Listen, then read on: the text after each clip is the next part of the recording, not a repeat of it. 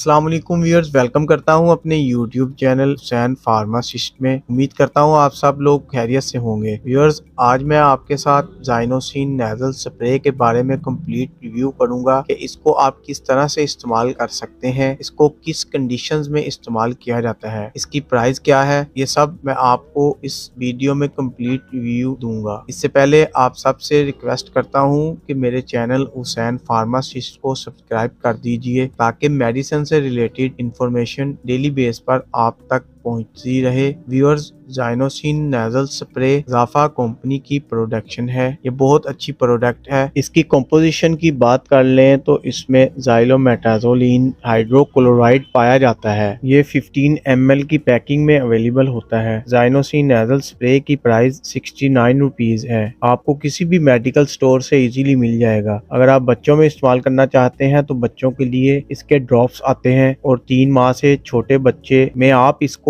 इस्तेमाल नहीं कर सकते। व्यूअर्स, अब बात करते हैं इसको किन कंडीशंस में इस्तेमाल किया जाता है। तो व्यूअर्स, किसी भी एलर्जी की वजह से या फ्लू की वजह से इसे आप या आपका नाक बंद हो जाए यानी कोई इन्फ्लेमेशन हो तो इसको साइनोसाइटिस भी कहा जाता है। इसके अलावा नाक में आपके कोई इन्फ्लेमेशन हो जाए जिसकी वजह से आपका नाक बंद हो जाए, नाक में खारिश हो बहुत ज्यादा, तो इस केस में भी ज़ाइनोसिन नेज़ल स्प्रे का इस्तेमाल